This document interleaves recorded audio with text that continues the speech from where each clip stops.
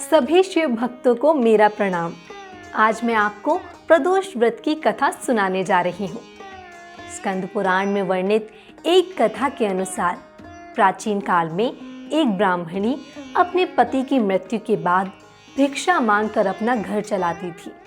वह अपने पुत्र को लेकर भिक्षा मांगने के लिए जाती थी और शाम तक वापस घर लौट आती थी। एक दिन जब वह शाम में भिक्षा लेकर लौट रही थी तो उसकी नजर नदी किनारे एक सुंदर बालक पर पड़ी।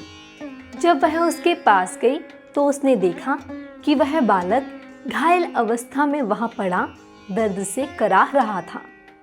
ब्राह्मणी को ये देखकर बहुत कष्ट हुआ और दया भाव के चलते वह उसे घर ले आई।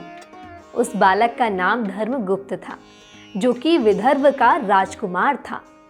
लेकिन ब्राह्मणी को इस बारे में कोई जानकारी नहीं थी। अपने बेटे की तरह ब्राह्मणी ने उसका पालन पोषण किया और एक माँ की तरह पूरे स्नेह के साथ उसका ध्यान रखा।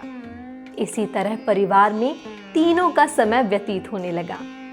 कुछ समय पश्चात ब्राह्मणी दोनों बालकों के साथ मंदिर गई। वहां उनकी भेंट ऋषि शांडिल्य से हुई।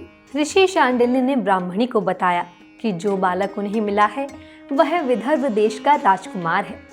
उन्होंने आगे धर्मगुप्त के अतीत के बारे में बताते हुए कहा कि शत्रुओं की सेना ने उसके राज्य पर आक्रमण कर दिया था और इस युद्ध में उसके पिताजी वीर गति को प्राप्त हो गए।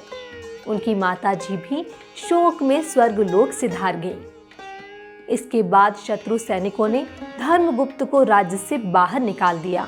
राजकुमार धर्मगुप्त की यह दुखद कहानी सुनकर ब्राह्मणी बहुत उदास हुई। ऋषि शांडिल्य ने ब्राह्मणी के कष्टों को देखते हुए उसे प्रदोष व्रत करने की सलाह दी। ऋषि की आज्ञा से दोनों बालकों ने भी अपनी माँ के साथ शिव जी की आराधना और प्रदोष व्रत करना शुरू कर दिया। कुछ दिन बाद दोनों बालक वन में घूम रहे थे। तभी उन्हें कुछ गंधर्व कन्याएं नजर आईं। ब्राह्मण बालक तो घर लौट आया, किंतु राजकुमार धर्मगुप्त की अंशुमति नाम की गंधर्व कन्या से बात होने लगी।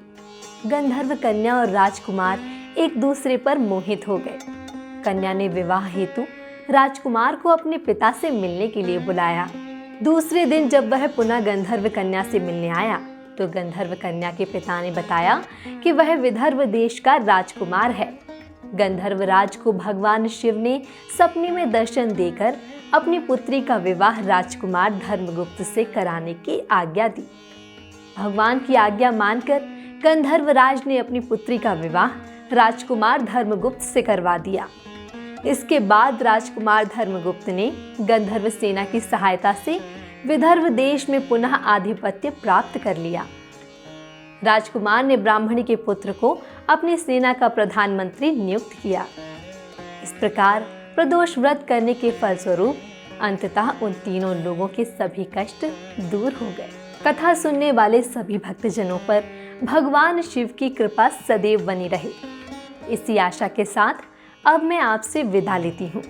प्रदोष व्रत की पूजा विधि और इसके महत्व के बारे में जानने के लिए श्री मंदिर के ऐप पर इससे संबंधित वीडियो को जरूर देखें। नमस्कार।